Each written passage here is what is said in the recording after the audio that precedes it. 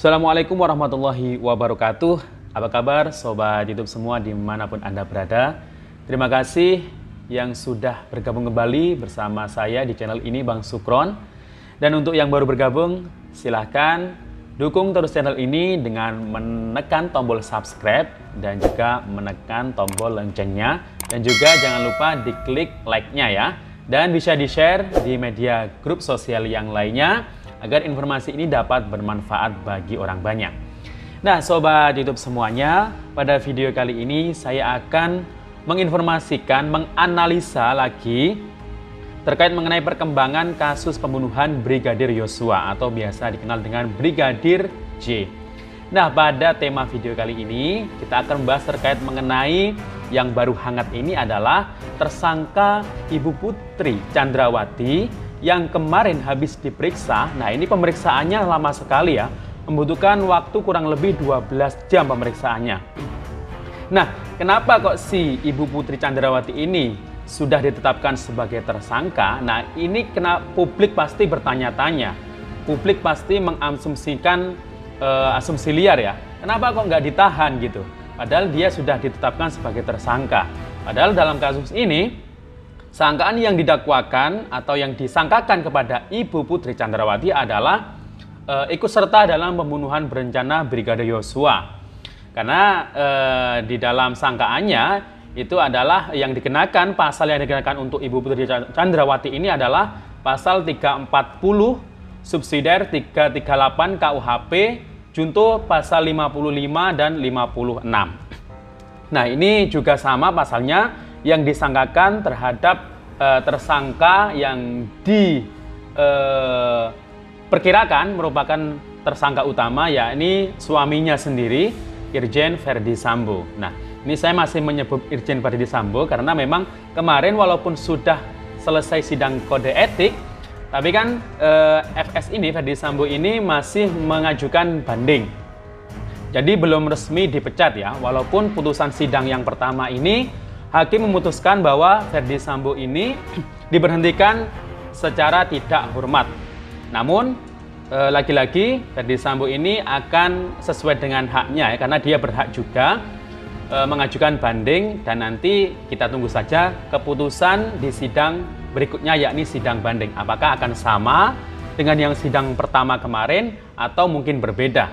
Nah, kembali lagi di kasusnya yakni tersangka Ibu Putri Chandrawati. Nah, kenapa kok Ibu Putri Chandrawati ini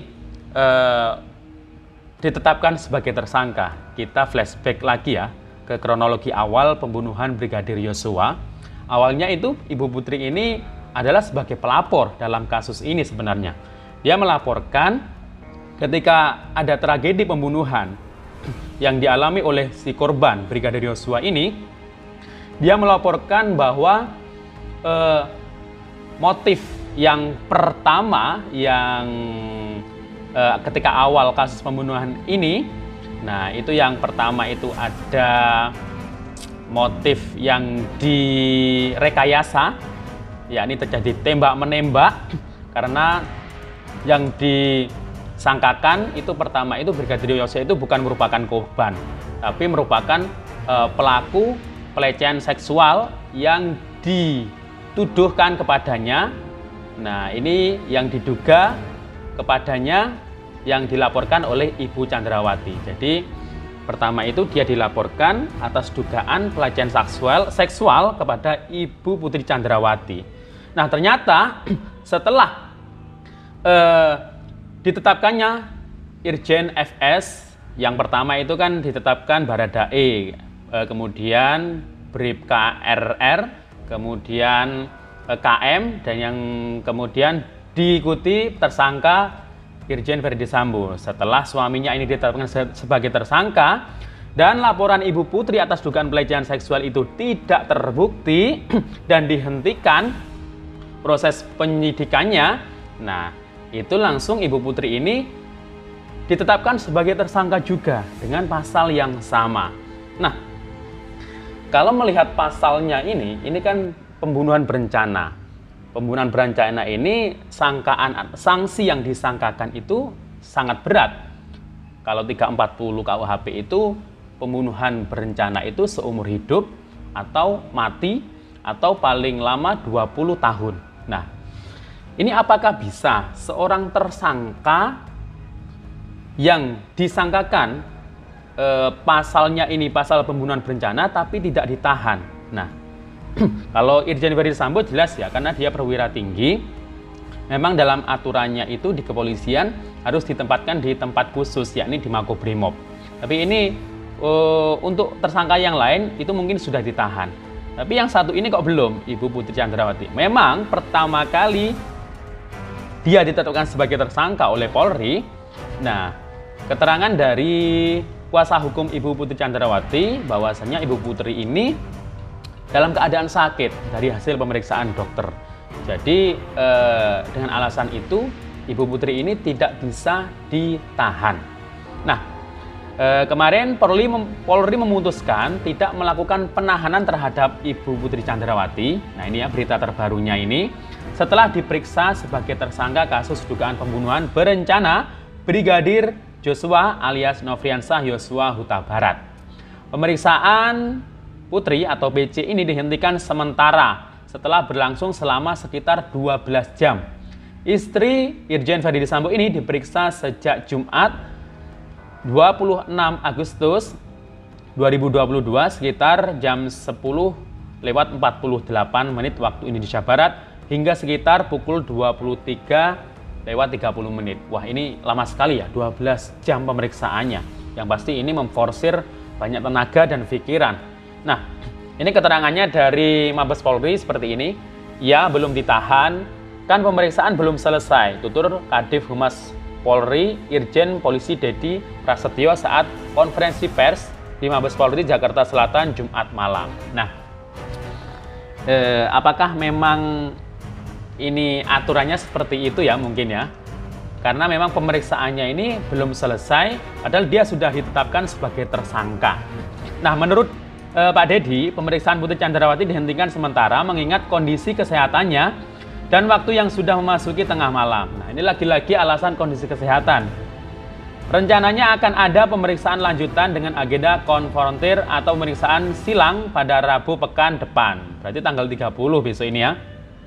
Sama beberapa tersangka lainnya dikonfrontir Saudara FS, Verdi Sambo, RR, Richard itu, kemudian KM, Kuat Ma'ruf yang merupakan asisten rumah tangga, dan RE ini Baradae yang pertama kali ditetapkan sebagai tersangka. Nah, sebelumnya Putri Chandrawati ini yang merupakan istri Verdi Sambo ini tiba di gedung Bareskrim Mabes Polri dan kedatangannya kemarin itu sebagai pemenuhan panggilan pemeriksaan perdana. Jadi pertama kali diperiksa sebagai tersangka dugaan kasus pembunuhan Brigadir J. Nah, kedatangan sosok istri Verdi Sambo tersebut telah dikonfirmasi kepada Dirtipidum Bareskrim Polri Brigjen Andi Rian Jadi. Nah, ini pada saat dikonfirmasi, iya Putri sudah datang kemarin ya. Jadi Putri Chandrawati itu datang di gedung Bareskrim memakai mobil Kijang Innova berplat B1284IR warna hitam. Nah, sebelum terekam gambar, mobil itu terlihat menghindari awak media. Jadi nggak ada yang tahu ya ketika Ibu Putri itu datang dan masuk di ruangan penyidikan di Mabes Bareskrim Polri. Nah, ini kalau kita kaitkan dengan aturan pidananya, apakah memang boleh seorang tersangka ini tidak ditahan? Nah, kemudian klasifikasinya tersangka yang seperti apa yang tidak bisa ditahan atau diberikan pengampunan ya untuk tidak ditahan sementara. Nah, ini kita akan menggali lagi aturannya, di mana kita ketahui bahwasanya ketentuan yang menyatakan bahwa setiap tersangka pasti ditahan itu berdasarkan pada pasal 21 ayat 1 KUHP. Nah, ini sekedar untuk informasi saja bahwasanya saya di sini juga pernah berkuliah di Fakultas Hukum. Jadi gelar saya sebenarnya sarjana hukum ya. Jadi ya agak ingatlah ilmu-ilmu hukum di kampus dulu. Jadi di sini dikaitkan dengan pasal 21 ayat 1 KUHP, di mana bunyinya adalah perintah penahanan terhadap seorang tersangka atau terdakwa yang diduga keras melakukan tindak pidana berdasarkan bukti yang cukup. Nah, kalau sudah tersangka pasti sudah ada 2 alat bukti. Nah, dilakukan dalam hal apa? Nah, ini yang pertama adalah adanya keadaan yang menimbulkan kekhawatiran bahwa tersangka akan melarikan diri. Nampaknya kalau Ibu Putri ini nggak mungkin ya melarikan diri, karena juga seorang perempuan juga. Kalau kasus korupsi yang sudah pernah terjadi itu mungkin bisa melarikan diri ke luar negeri. Nah, tapi ya tidak menutup kemungkinan bisa melarikan diri juga. Karena memang kasus ini sangat dibilang publik ini sangat digemparkan juga. Kemudian yang kedua dari pasal 21 ini adanya keadaan yang menimbulkan kekhawatiran bahwa tersangka akan merusak atau menghilangkan barang bukti. Nah, ini flashback ke belakang kemarin, bahwasanya dalam kasus pembunuhan Brigadir Yosua ini, yang pertama kali olah TKP itu ketika penyidikan, itu kan banyak barang bukti yang hilang. Ada rekayasa, kemudian penghilangan alat bukti. Nah, ini kayaknya masuk deh yang untuk pasal 21 yang poin kedua ini, menimbulkan kekhawatiran bahwa tersangka akan merusak atau menghilangkan barang bukti. Tapi memang kayaknya bukan Ibu Putri sih yang menghilangkan barang bukti, tapi ya yang pasti ya yang masuk dalam grup tersangka ini semuanya itu kan saling berkaitan juga.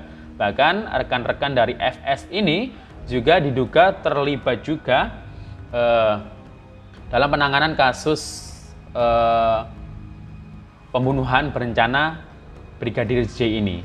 Ketika pertama kali olah TKP dulu, ketika waktu itu direkayasa olah TKP-nya. Nah, kemudian yang ketiga, adanya keadaan yang menimbulkan kekhawatiran bahwa tersangka akan mengulangi tindak pidana. Nah, ini kalau saya amati di sini menimbulkan kekhawatiran tersangka akan mengulangi tindak pidana. Kalau dia itu kayaknya bukan pelaku yang langsung membunuh, tapi dia itu kan ada di situ posisinya, jadi ikut serta ya. Kalau untuk pasal 55 dan 56 itu keikutsertaan. Nah, ini bisa saja dia mengulangi tindak pidana dalam hal yang lain. Mungkin pernyataan yang bohong mungkin, atau mungkin tuduhan yang lain. Karena pertama itu juga laporannya ini laporan palsu kan, tuduhan pelecehan seksual. Jadi bisa saja dia diperiksa, memberikan keterangannya itu mungkin ya bisa jadi kemungkinan ya belum benar lagi untuk keterangannya, karena ya mungkin untuk membela diri dan keluarganya seperti itu. Tapi kita semua harus mempercayakan semuanya ini kepada tim sus penyidik yang sudah dibentuk, dan kita percayakan kepada hukum yang berlaku. Kita percayakan kepada pengadilan nanti yang nanti mengadili para tersangka ini. Dalam pembuktiannya, semoga saja benar-benar rasa keadilan masyarakat itu terpenuhi. Nah, dalam hukum pidana, ketiga hal yang tadi itu lazim disebut sebagai alasan subjektif. Sedangkan alasan objektif itu diatur dalam pasal 21 ayat 4-nya. Tadi ayat 1 ya. Sekarang ayat 4 KUHP, Kitab Undang-Undang Hukum Acara Pidana. Nah, kalau tadi itu KUHP ya. Maaf, tadi itu pasal 21 ayat 1 itu adalah KUHP-nya, bukan KUHP ya. Jadi KUHP ini adalah acaranya pidana. Kalau KUHP ini pasal-pasal terkait mengenai materialnya. Nah, pada pasal 21 ayat 4 KUHP yang menyatakan bahwa penahanan tersebut hanya dapat dikenakan terhadap tersangka atau terdakwa yang melakukan tindak pidana atau percobaan maupun pemberian bantuan dalam tindak pidana tersebut dalam hal yang pertama, tindak pidana itu diancam dengan pidana penjara 5 tahun atau lebih. Nah, ini kan ancaman hukuman penjaranya untuk pasal 340 subsidiar 338 itu kan 5 tahun lebih. Karena ini sangat berat, seumur hidup, mati, atau paling lama 20 tahun. Nah ini kan masuk kan di sini. Berarti ya di sini seharusnya masuk klasifikasi harus ditahan ini. Kemudian yang kedua, selain penjara 5 tahun tadi, tindak pidana sebagaimana dimaksud dalam pasal 282 ayat 3, pasal 296, pasal 335, ini banyak sekali ya. Ini kayaknya nggak perlu saya bacakan, silakan dicari sendiri di Google, itu banyak ya. Dari uraian tersebut berarti dimungkinkan seorang tersangka itu tidak ditahan, yaitu jika tersangka tidak memenuhi ketentuan pasal 21 ayat 4 KUHP tadi. Tapi kan sudah memenuhi, dia kan sangkaan ancaman hukumannya itu lebih dari 5 tahun di sini. Tapi di sini ada poinnya juga, tidak ada keadaan-keadaan sebagaimana terdapat pasal 21 ayat 1 KUHP tadi. Nah, dari ketiga poin yang sudah saya jelaskan tadi. Namun, jika memang sudah ada perintah penahanan atas tersangka tersebut, tersangka dapat meminta penangguhan penahanan. Nah, ini yang mungkin dijadikan alasan tidak ditahannya Ibu PJ ini. Sebagaimana yang pernah dibahas dalam artikel yang berjudul syarat-syarat penangguhan penahanan, untuk seseorang mendapat penangguhan penahanan itu harus ada yang pertama, permintaan dari tersangka atau terdakwa. Kemudian yang kedua, permintaan penangguhan penahanan ini disetujui oleh penyidik atau penuntut umum atau hakim yang menahan dengan atau tanpa jaminan sebagaimana ditetapkan. Yang ketiga, adanya persetujuan dari tersangka yang ditahan untuk mematuhi syarat dan jaminan yang ditetapkan. Nah, ini mungkin sudah ada jaminannya dan sudah disetujui oleh penyidik. Alasannya tadi ya sesuai yang dikatakan dari Kadif Humas Polri tadi, ya belum ditahan, kan pemeriksaannya belum selesai. Tutur Kadif Humas Polri Irjen Polisi Dedi Prasetyo saat konferensi pers di Mabes Polri Jakarta Selatan Jumat malam. Nah, menurut Dedi, pemeriksaan Ibu PJ ini dihentikan sementara mengingat kondisi kesehatannya dan waktu yang sudah memasuki tengah malam. Pemeriksaan belum selesai, jadi belum bisa ditahan. Tapi kenapa kok masyarakat untuk yang kasus-kasus mungkin pencurian, kemudian perjudian yang kelasnya ringan, nah itu kenapa kok harus ditahan ya?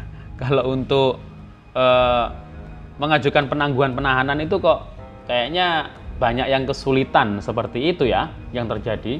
Nah ini mungkin nanti akan terjadi lagi asumsi liar di masyarakat, hukum itu tajam ke bawah dan tumpul ke atas seperti itu. Nah, tapi ini ya lagi-lagi ini adalah kewenangan penyidik selaku yang memeriksa Ibu PJ. Nah, jadi ya mungkin dalam pemeriksaannya itu walaupun sudah ditetapkan tersangka, mungkin belum banyak alat bukti yang kuat untuk menetapkan Ibu PJ ini sebagai nanti terpidana.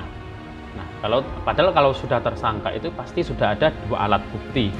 Tapi ini kayaknya nggak tahu ya, Ibu PJ ini di dalam pemeriksaannya itu hasilnya seperti apa.